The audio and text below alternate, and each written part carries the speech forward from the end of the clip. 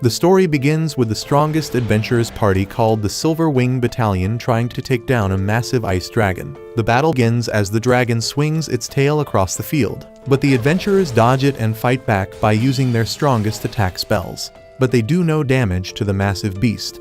In response, the dragon fires back with an ice breath attack and forces them to cast defense magic, but its attack is too strong for the party's mage, and it breaks through her barrier easily. But just before the dragon's attack can hit her, the party's cook, Dennis, rushes in and blocks it with his arm. But despite that, the dragon's attack injures the mage's arm. Seeing this, Dennis uses his magic to craft a healing potion and helps the injured mage and boosts her morale. Watching all this, the vice captain of the party, Katie, nods in approval with a smile.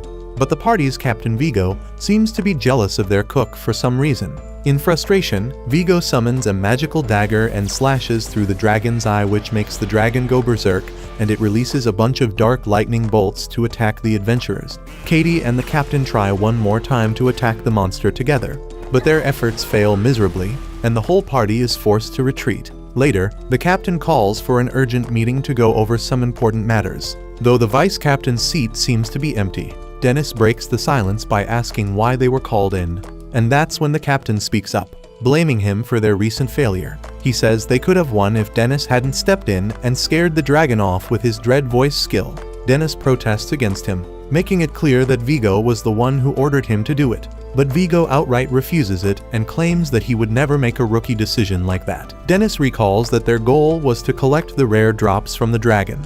But once it went into rage mode, that was no longer possible. With the team stuck in a dangerous spot, it was Vigo who told him to use the intimidation skill called the Dread Voice. They might have failed the quest, but thanks to that move, everyone made it out alive. At the time, Dennis respected Vigo for making such a bold call, but now it feels like the captain is just using that moment to put all the blame on him.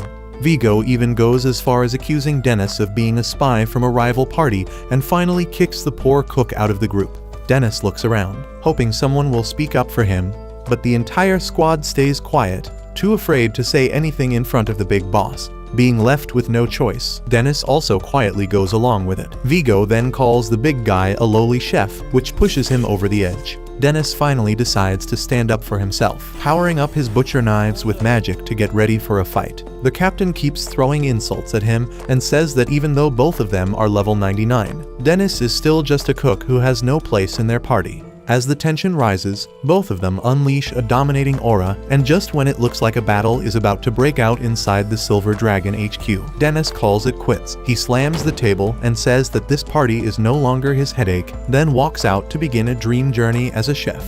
As he walks through the busy streets, Dennis looks back, knowing it's time to say goodbye to the royal capital.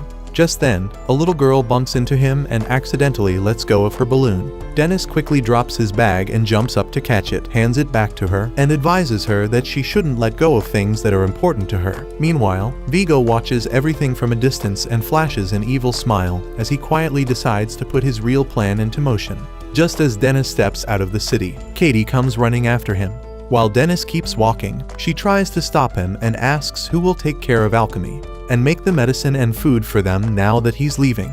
Dennis tells her that someone else with the same skills will take his place soon, so she should find her meals somewhere else. Katie follows after him and tries to convince him, saying that their party became the strongest in the world because of him, and most members still do not even know he has been supporting from the rear this whole time. She makes one last desperate attempt to stop him, and when that does not work, she asks him to cook at least one final dinner, and maybe a few more meals. Dennis looks at her and asks if that is really all she can think about. Katie realizes that nothing she says will change his mind, so she asks him what he plans to do now.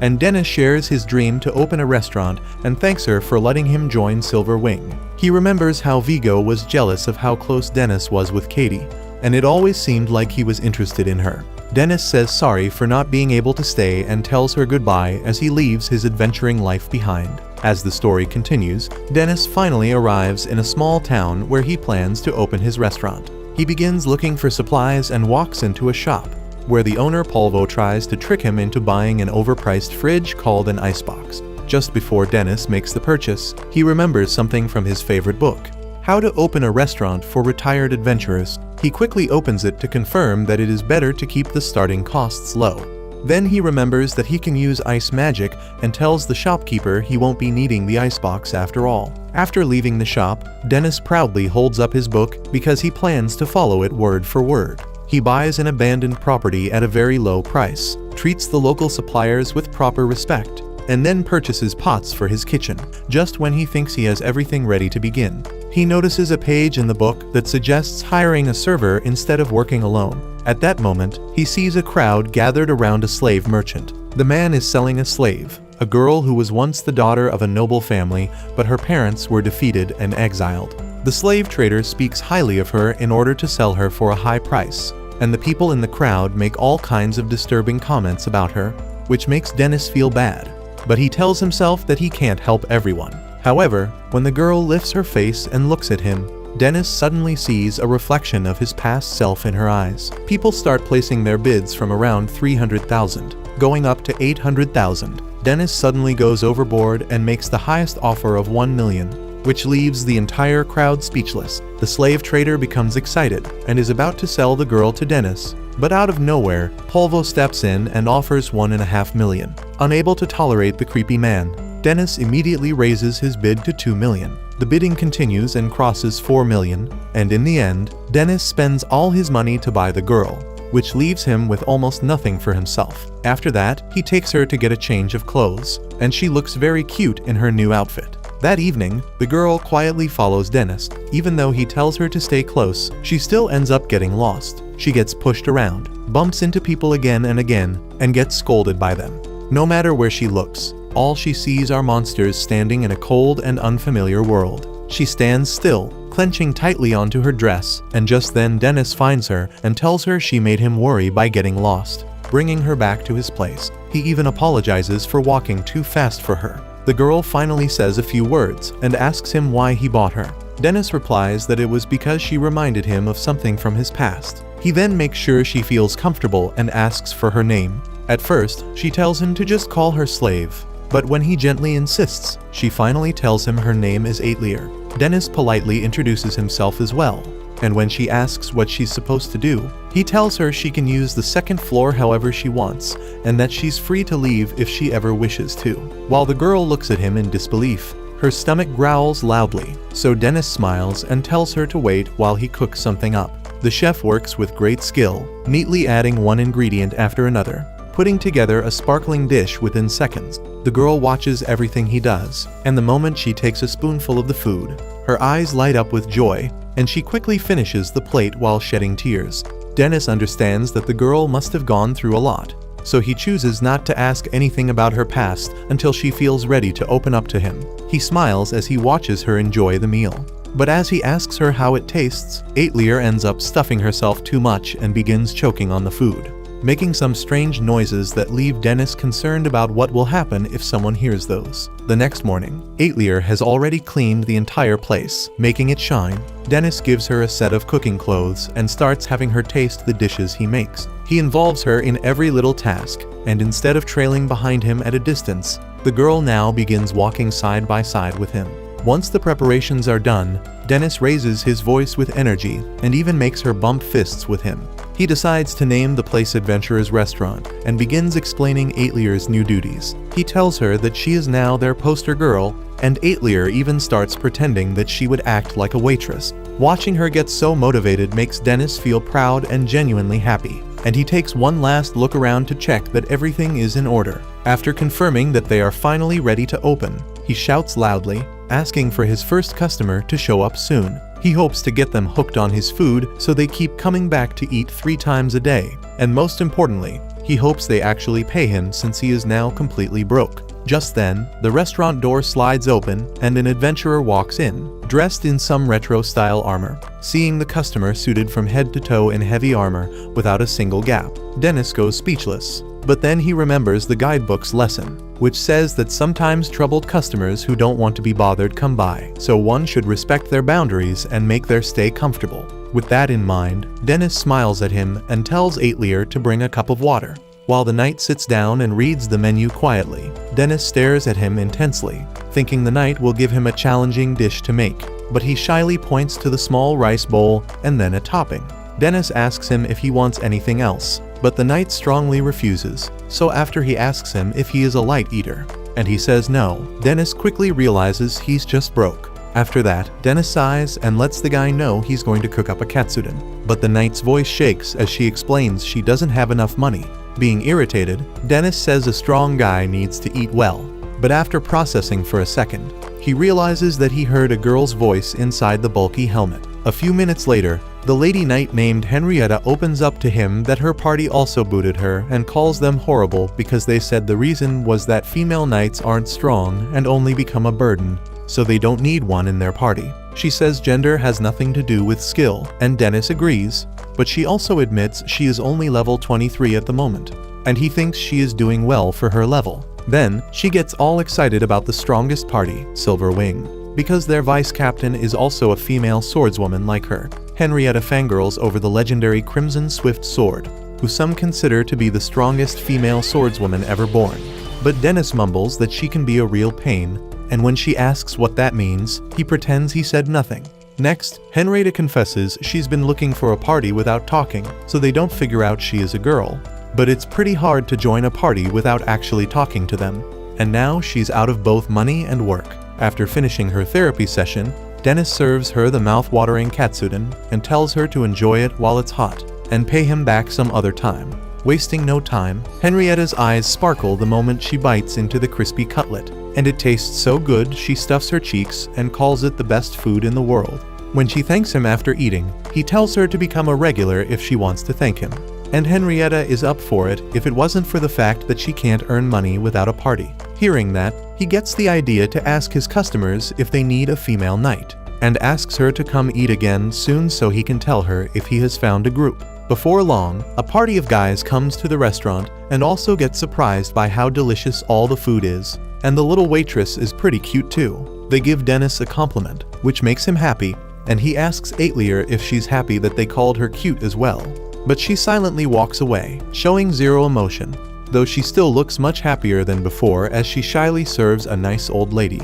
Just then, Dennis overhears the guys saying it's time for their next adventure, so he asks them if they're a party and tells them he knows a swordswoman looking to join. Hearing that it's a girl and she's quite skilled, their leader is more than happy to recruit her, and he tells Dennis she can join as soon as the next day. Dennis is a little surprised by how fast they agreed, and the guy explains that his party desperately needs a strong attacker. Later that evening, Henrietta is in disbelief at how quickly Dennis found her a party and thanks him, saying she will show her gratitude by spending her first paycheck at his restaurant. However, Dennis thinks it over a bit and says even though he found them for her, she should be more careful about which party she joins. But before he explains what he means, she tells him it's no big deal, and she won't be able to do anything if she sweats over every tiny detail. Seeing that she has made her decision, he serves her another delicious dish that melts all of Henrietta's worries away, and she promises to pay back his kindness while awkwardly talking and munching with her mouth open. When she wonders out loud what she should order tomorrow, he realizes she might really eat every meal at his place, and with that, they say their goodbyes. That night, while Dennis and Aitlier clean up in the back, the last two customers talk about how good his cooking is, and right after that, the girls discuss the rumor going around about a party of guys that recruits solo female adventurers, and then assaults them after taking them deep in the dungeon. That instantly catches Dennis's attention, and he hears the girl mention that the guys haven't been caught because they leave the girl there to hide evidence, and move to the next town after they do it 2 or 3 times. After listening to the whole story, the party of 4 guys comes to his mind, but he hopes they're not the bad guys. The following day, after Henrietta introduces herself, their leader, Still, and the 3 other guys introduce themselves back. Still tells her to stay relaxed around him like everyone else, even though he is technically the leader. With that, they head to the forest. Henrietta asks Still what the quest is, and he tells her it is just a simple gathering request. Hearing that they only need to go inside and collect some items, Henrietta grows curious about what those items are, but the guys say they will explain inside.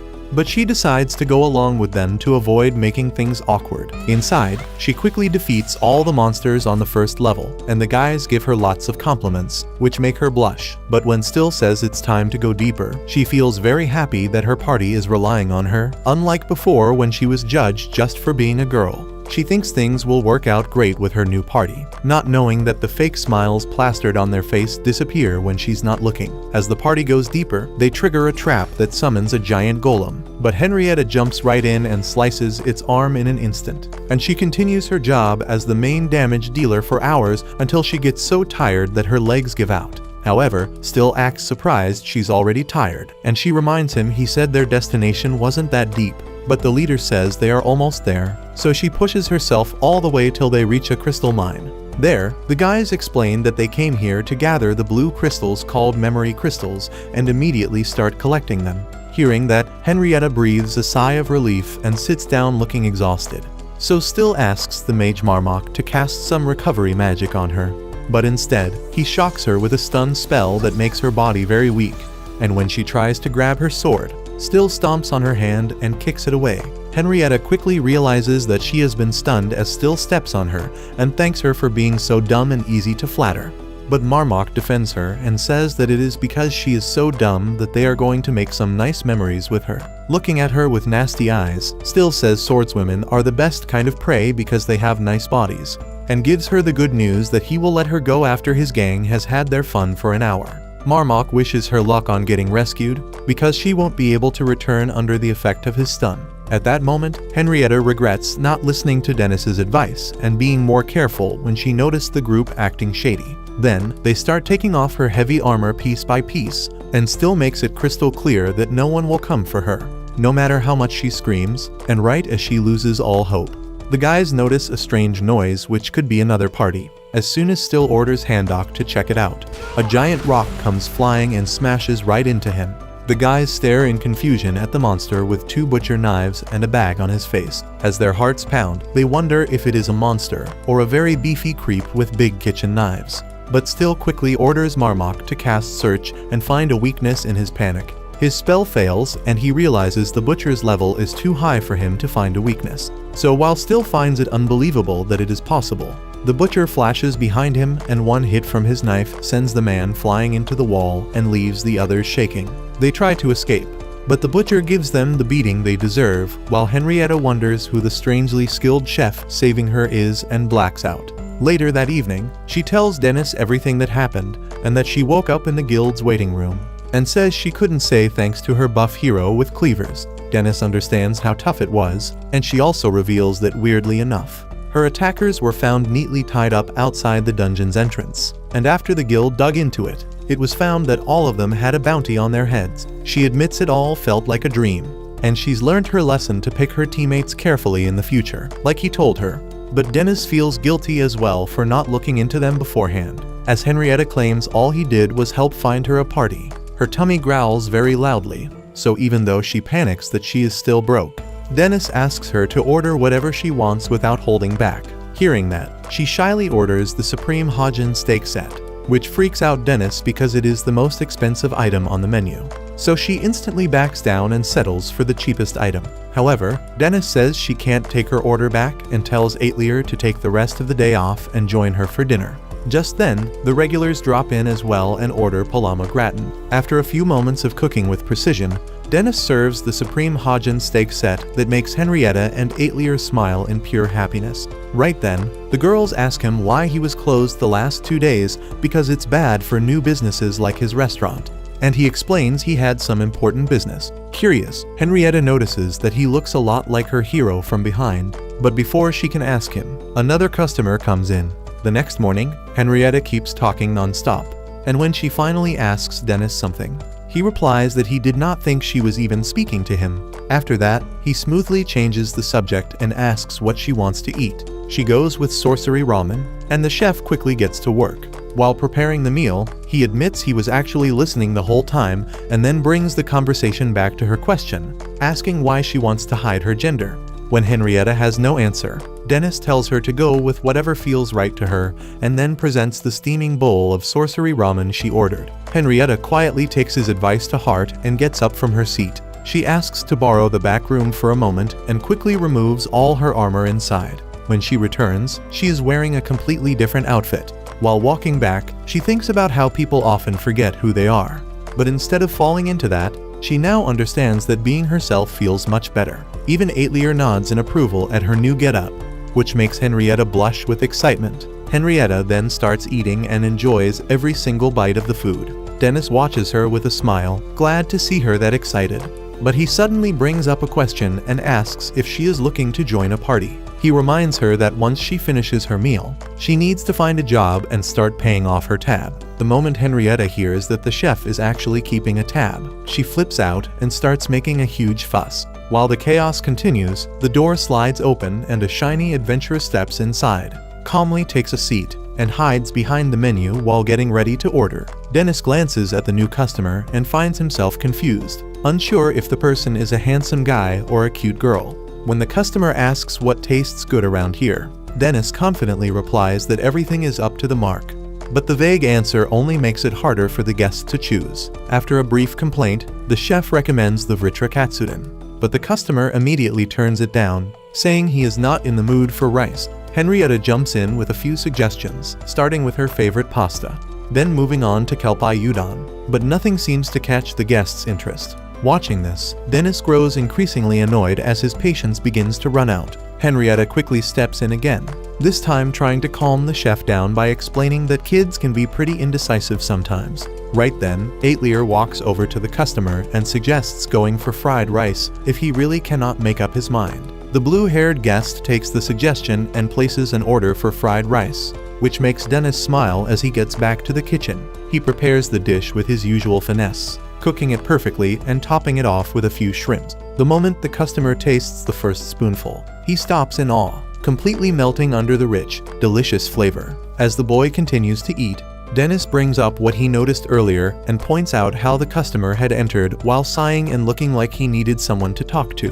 The boy replies that it is nothing in particular, and Dennis tells him that it is fine if he doesn't feel like sharing. Still, the boy decides to open up and says that the real problem is with how low the level of people around him is. His words leave everyone, including Dennis, stunned as the boy gives off the vibe of someone who enjoys praising himself. The new kid then asks Dennis if he wants to hear what exactly he meant, and even though Dennis refuses, the boy starts talking anyway. He explains that the people around him have a weak mindset and only focus on being praised rather than pushing themselves to grow into a truly top-tier party.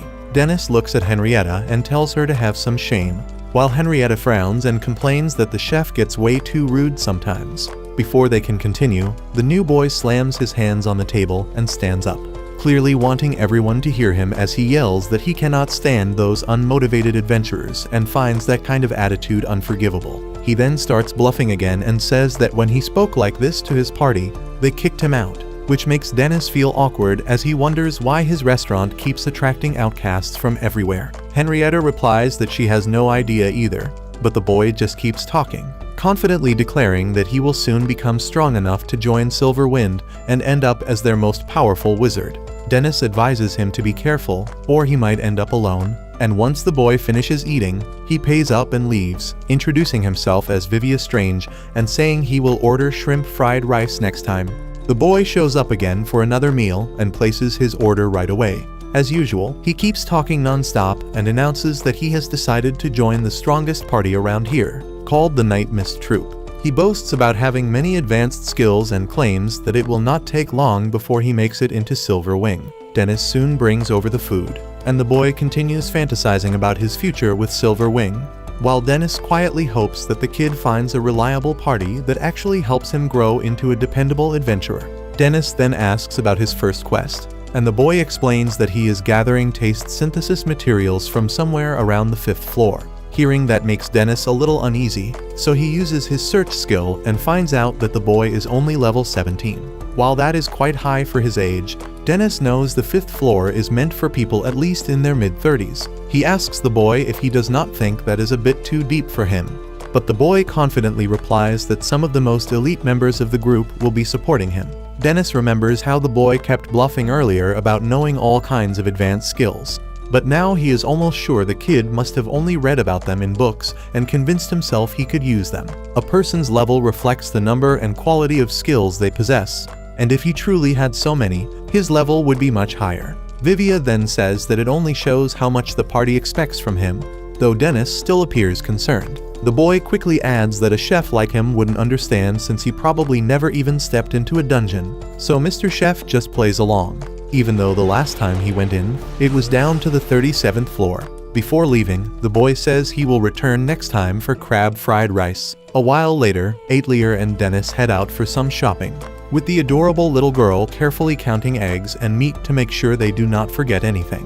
While she stays focused on the groceries, Dennis appears lost in thought and worries about Vivia, who must have reached the 5th floor by now. He wonders if it was a mistake to let the boy go, and whether he should have stopped him no matter what, but eventually shakes off the thought. Aetlier tugs at his clothes and says she hopes Vivia is safe. Just then, 2 adventurers walk past them, chatting about Vivia's fate and how their captain, Hopper, had deliberately sent the boy to the 5th floor just to see if he would survive. Hearing this, Dennis immediately rushes toward them, grabs both men, and drags them into a nearby back alley before slamming them onto the ground. The adventurers pull out their weapons and introduce themselves as members of the Night Mist Troop, but despite that, they are the ones who end up getting beaten down, while Dennis walks away with the information he came for. When Dennis returns to Aetlier, he apologizes and tells her that they will have to close the restaurant for the day. He finds her just as worried, and she quietly asks him to be safe. Dennis smiles at her and tells her not to worry about him at all.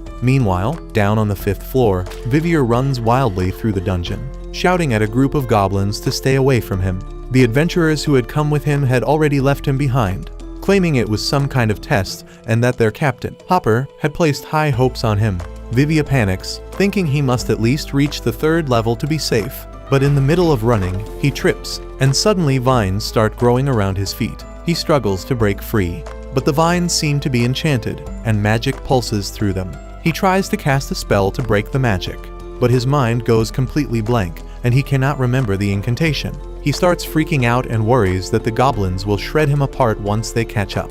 Just before they reach him, a girl shows up and saves him, cutting the vines and casting the right spell. As she pulls him to safety, Vivia looks up at her and thanks her, impressed that she knows how to use spell-breaking magic. The girl calmly tells him this isn't the time to relax and they need to find a way out. When Vivia asks if she got lost too, she explains that her party left her behind after she fell into the same trap, and no one ever came to help. Then she tells him that they should wait together in case someone comes to rescue him. But Vivia quietly admits that no one is coming for him either. As they sit and talk, the two slowly realize how alike they really are. Just then, the goblins get near, and Vivia immediately tries to act like a hero, sharing his plan to serve as a decoy so Cynthia can have time to escape. Although she protests and urges him to wait for help, he insists that he owes her his life and runs off before she can stop him. As he faces the goblins, he shouts that he wants her to be the one who lives on, and then throws himself in front of the monsters. He forces himself to stay calm, hoping Cynthia is getting away safely, and casts a defensive spell called Palm to hold the goblins back. The spell works for a moment, but the creatures eventually break through and charge toward him. Right at that moment, Dennis appears wearing a budget mask and uses one of his skills to trap the goblins inside a cooking pot. Vivia screams in shock, pointing at him and calling him a monster while repeatedly casting his palm spell out of pure panic. Dennis scolds him, and it finally hits Vivia that the masked man is Dennis. Dennis rips off the mask and asks what the point of wearing it even was before smacking Vivia on the head for pulling off a suicide stunt right in front of the goblins. As Dennis begins dragging him along, Vivia quietly mentions that there is someone else with him. He worries that Cynthia might have already run off, but Dennis says he did not see anyone on his way here. The boy points toward a nearby hollow, saying she might still be there, but when they look inside, all they find are skeletal remains of someone who had likely died a long time ago. Later at the guild, they learn that the girl was Cynthia Dredd, an adventurer who got separated from her party 13 years ago on the 5th floor, and no one had heard from her since. The two of them gather her remains and bury her in a grave. Dennis says he has heard myths about fallen adventurers whose spirits sometimes appear to protect the living, and Vivia breaks down crying. He thanks her for saving him and promises that he will keep visiting her grave and one day become the #1 wizard who protects girls like her. On their way back to the restaurant, Dennis lightly smacks the boy on the back, telling him to cheer up so Cynthia can rest in peace. But Vivia just sighs and says he should at least be allowed to feel a little sad for a while. The following day at the Night Mist Troops HQ, a man calls over a girl named Bokkel and scolds her for taking too long with her reports. She keeps apologizing while he bullies her without pause, and she tries to explain that the numbers do not match. but he hits her with the paper stack and tells her to keep working until they do. After that, she stays up all night and finally figures out the mistake. It turns out the mismatched numbers were caused by her senior's sloppy work. While reminding herself she has to get up early tomorrow, her stomach growls loudly. She becomes sad on realizing she had no lunch or dinner, and now all the restaurants are closed. Just then, she remembers a new place that opened recently, but by the time she reaches it, she sees Aitlier outside getting ready to close and loses all hope. However, Aitlier notices her and brings her inside to request Dennis to serve one last customer before shutting down. Hearing her speak up for someone, Vivia is surprised. Henrietta says it could not hurt, so Dennis welcomes the girl and asks her to choose a dish. After taking a seat, Bacall orders the daily special. While Dennis prepares it, she quietly watches Henrietta and Vivia chatting at the counter. Seeing them have fun together, she starts to envy the nice mood. Because her life is only work all day, she has no friends, and she never gets real time off. So she thinks about starting her social life in the restaurant. A few minutes later, Dennis serves her food and Bacall blankly stares at the plate because it looks incredible. He tells her to eat before it gets cold, so she dips it in sauce and takes her first bite. Her eyes sparkle, and she says she has never tasted anything like it in her life. Hearing that, Henrietta smiles and says everything Dennis makes is delicious. She starts listing the best dishes she has tried, and Vivia is surprised by how many she knows. So Henrietta proudly says she is the restaurant's first customer. Dennis makes the correction that she is also the first moocher who got too comfortable just because he lets her pay later. He tells her to get a job already, and she fires back that Vivia does not have one either. Watching them argue makes Bacall laugh out of nowhere, and Dennis says sorry for the disturbance. But just then, everyone freezes as Bacall suddenly starts crying. In her mind, she thinks it is amazing that a place like this with kind people and amazing food exists. Yet all she gets is insults and long nights, and every morning, she wakes up wishing she could just put an end to it all. Just then, she remembers her childhood when she amazed her family with her magic skills, so they saved up for years for her to leave the village and become a wizard they could be proud of. Back then, the headmaster at her school was so impressed, she even offered Bacall a job there. But Bacall wanted to earn real money from adventuring to send back home, so she joined the strongest guild in town. Back in the present, Henrietta notices Bacall leaving and wonders if she is alright. Vivia says she works for the Night Mist Troop, the same guild that sent him on the impossible mission.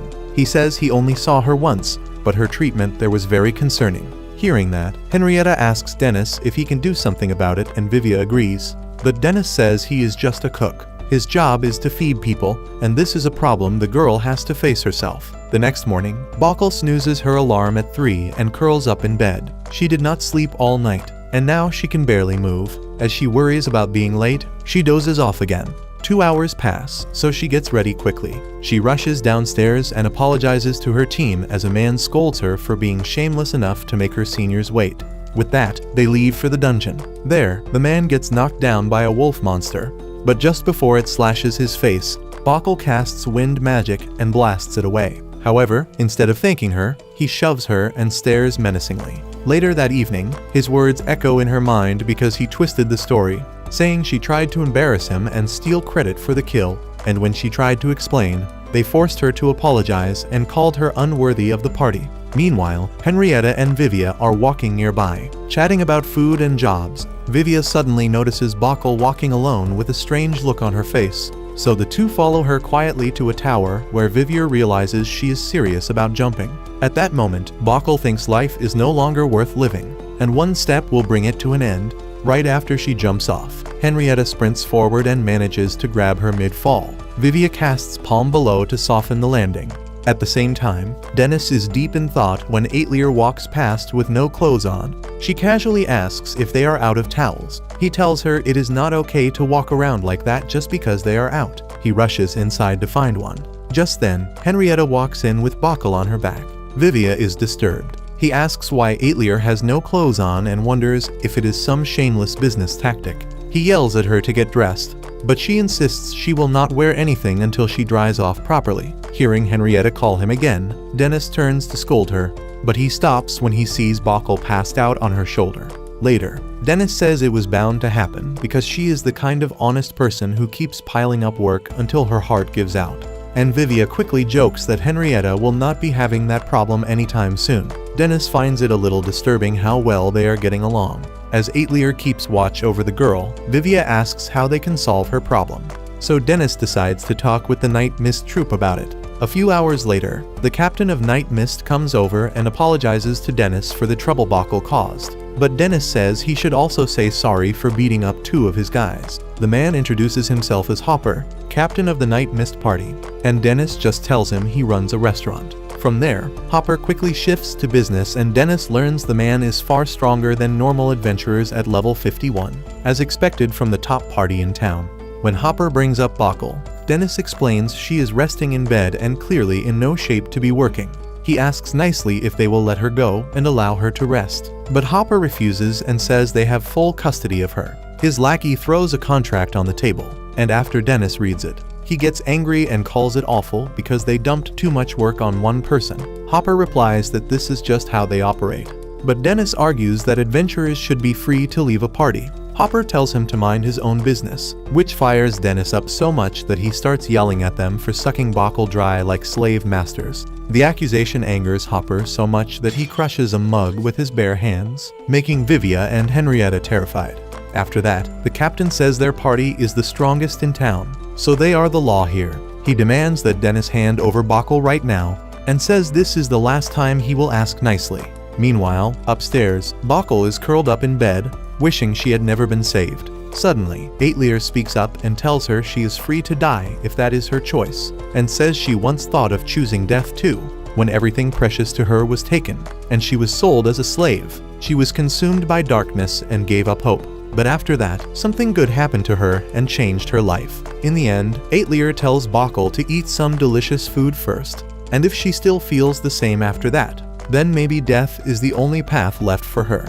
But she says she would be happier if Bokal chooses to keep living. Back downstairs, Dennis asks if Hopper thinks he is some kind of king or big deal. The man just smiles and says the strongest party in a dungeon town basically owns it, because no one else can take them down. He even brings up Silver Wing as an example. But Dennis argues that Silver Wing is nothing like their scummy crew. Hopper insists the only difference is that Silver Wing controls nobles and royals while they control a small town. Then, he calls Dennis's restaurant a shabby place that would burn down easily. And when Dennis asks if that is a threat, Hopper just laughs and says no one would care if a worthless little restaurant burned down. In frustration, Dennis looks ready to punch the man. But just then, a customer walks in.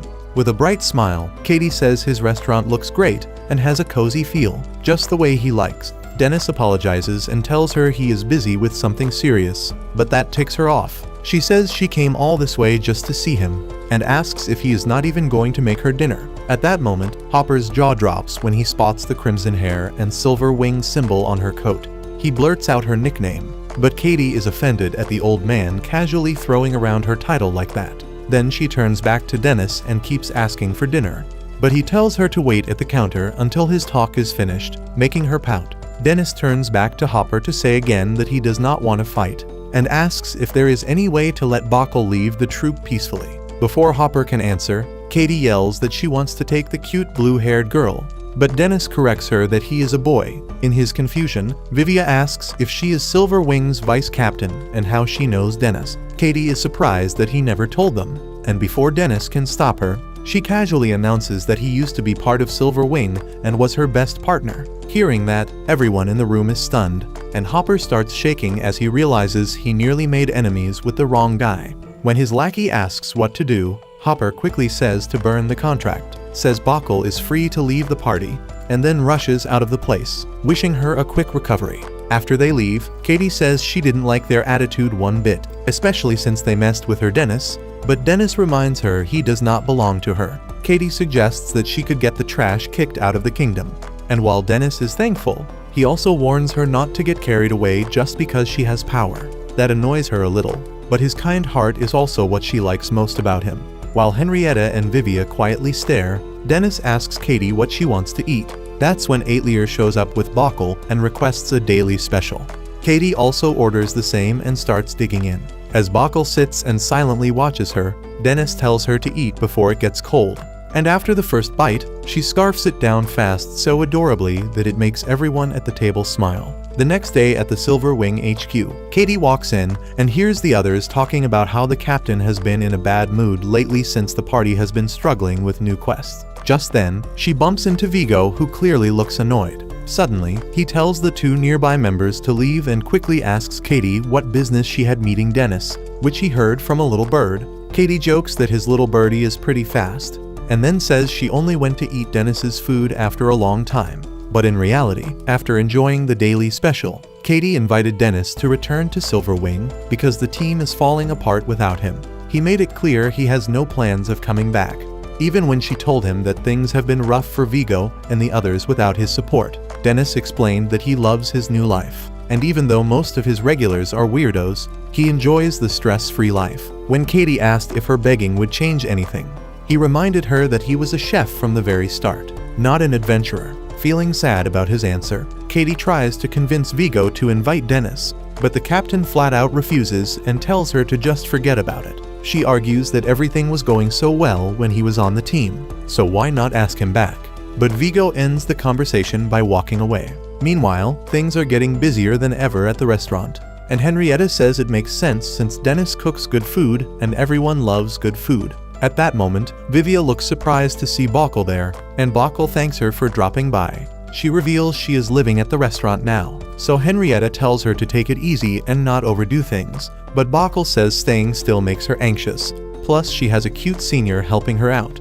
Right then, Dennis arrives with their food, and the two light up like always when they see what he made. Henrietta takes a bite of the crispy shrimp and says that this is exactly why more people are becoming regulars like her. But Dennis reminds her she is more of a freeloader than a regular. Hearing that, both Vivia and Bokkel are shocked she still has not paid him back.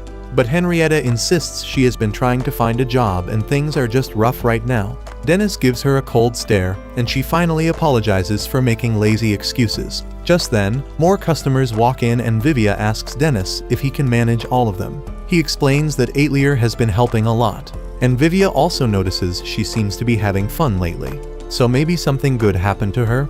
Right after that, a bowl slips from Dennis's hand, and he asks Vivia if he can visit on his next day off because he wants to talk about something. Henrietta quickly offers to help out as well, but Dennis shoots her down right away, which only makes her even more curious about what they are going to talk about. Later that night, Henrietta feels uneasy knowing she has to take a shower in a public bath because she is still broke. When she remembers Dennis calling her a freeloader, she starts to believe he might actually kick her out of the restaurant if she keeps this up. So she decides to do something before it is too late. Meanwhile, on Vivia's next day off, Dennis finally sits him down and confesses that Aitlier has a boyfriend now, and Vivia is shocked that this is what Dennis wanted to talk about. Dennis explains that he has been giving her some allowance lately, but now she keeps wandering off on her own. He says he was worried sick about where she went until he saw her walking around with some guy. Vivia thinks it is good that she is making friends, but Dennis slams the table and says it is way worse if they are more than friends. When Vivia asks why he does not just ask her directly, Dennis gets flustered and says it would sound creepy. In frustration, he says the guy should have at least brought him a box of cookies if he is serious about her, and then he declares he will not let her go out with any weakling below level 80. Suddenly, Aitlier appears behind him and tugs his shirt, asking what he is talking about, which makes Dennis freak out. Vivia quickly covers for him by saying he came to learn how to cook, and Dennis gives him a thumbs up for the quick save. Right then, Aitlier says she wants to learn cooking too, which makes Dennis happy, and he tells her to wash her hands before they start. Later, he shows her how chopping onions the right way changes the taste, and when she says her eyes hurt, he panics and quickly tells her a trick to deal with it. But when Vivia says his eyes hurt too, Dennis just wishes him good luck. After that, he compliments Aitlier when she gets the onion cuts right.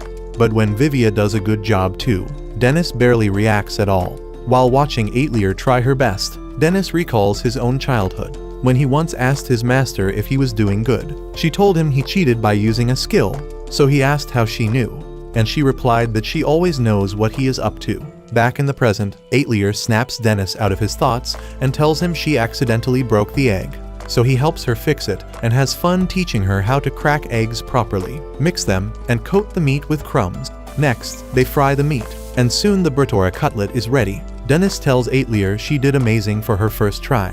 On the other hand, when Vivia proudly presents his cutlet, Dennis just says it looks good without even looking. Just then, the sound of the clock tower makes Aitlier jump up, and she rushes out, saying she has to go.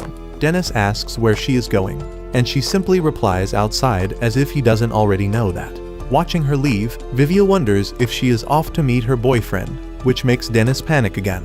At that exact moment, Bokkel steps out of her room, and Dennis quickly tells her to finish the 2 bowls and then go shopping, because he has something urgent to take care of with Vivia, who clearly does not want to go. At the same time, Bokkel looks uneasy since she does not feel confident shopping alone. That is when Henrietta shows up just in time and proudly announces that she took a party placement exam. But Dennis ignores it and asks if she can help Bokkel with shopping. Henrietta happily agrees, and Dennis tells them he is counting on them before dashing out at full speed, making the girls wonder what's wrong. In the city, Vivia tries to convince Dennis to stop because they definitely look like stalkers, but Dennis brushes it off, saying he is her guardian. Vivia says he should just walk up to her then, instead of acting like a creep. Just then, Dennis grabs Vivia by the head and points at the boy who dares to charm his sweet girl. Vivia says they still do not know if he is just a friend. But when the boy leads her into a jewelry shop, Dennis loses it, thinking she is about to walk out with a wedding ring, and it is way too soon for that. At first, Vivia asks if they should go inside. But after seeing Dennis mentally break down, he comes up with a better idea. Meanwhile, Henrietta sits alone nearby looking worried. So Bokkel asks her what is wrong. She admits she needs to make money fast before Dennis starts hating her. And when Bokkel asks about her odd job pay, she says it all goes into repairing her gear and buying healing items because she always gets hurt. That her money just vanishes no matter how hard she works. And it makes sense since she's the tank. Henrietta says she is trying to think of some other way to repay him, and Bokkel promises she will support her no matter what, which cheers her up. Just then, they overhear 2 guys talking about a rumor that the Night Mist captain got humbled by a restaurant owner who used to be with Silver Wing. They wonder if Night Mist will try to get back at him. Meanwhile, Dennis is still confused about why Vivia's genius plan involves a megaphone. Vivia explains the device is enchanted with magic to carry voices a long distance. Dennis still does not get how that helps, so Vivia says that's where a genius mage like him comes in. After he casts the spell, Aitlier's voice comes through. Dennis is genuinely impressed, but Vivia admits he is not exactly proud of doing this. Then, they hear Aitlier say she likes it, that it is cool, and she will cherish it forever. That stuns them both. But when she says she is glad to have met him, Dennis panics so loudly that a nearby old lady gets suspicious. At that moment, a thief uses wind magic to snatch the lady's bag and dash off. Dennis shouts for help, but after learning the thief only stole a bag, he turns to Vivia and asks for a magic boost. Meanwhile, the blonde thief laughs about how easy it was, until he sees a scary man sprinting with a kid on his shoulders quickly closing the gap. The thief is stunned that someone can keep up with him even using wind magic. Then he realizes Dennis is not even using any at all, while Vivia asks if all Silver Wing members are this fast, and Dennis replies that he is the fastest because he never skipped leg day. At a dead end, the thief uses wind magic to jump to the roof, while Dennis climbs it with pure muscles, and when he asks Vivia if he has any useful spells,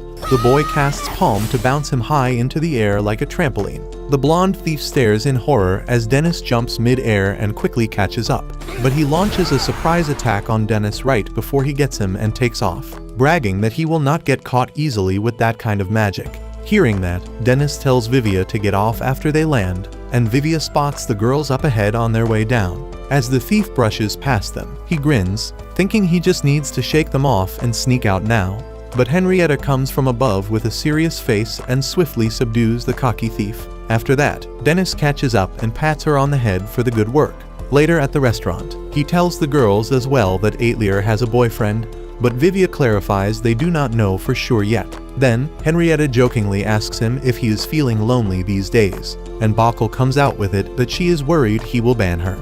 Dennis says he would never ban someone who appreciates his cooking like her, though he might change his mind later. Right after that, Aitlier quietly walks in and goes behind the counter with an intense look on her face as she surprises Dennis with a box. When he looks inside, he finds a bracelet that Aitlier reveals she was saving up all her allowances for. Hearing that, Bokkel laughs that he had the wrong idea, and Henrietta spills the beans when Aitlier asks what that means, and that nearly earns her a permanent ban. After that, he tries it on, and watching him wear it makes Aitlier smile. Meanwhile, Captain Vigo goes to a mansion to meet with someone after a long time. But that's where this video ends. Remember to like and subscribe to the channel. Thanks for watching, and I'll see you next time.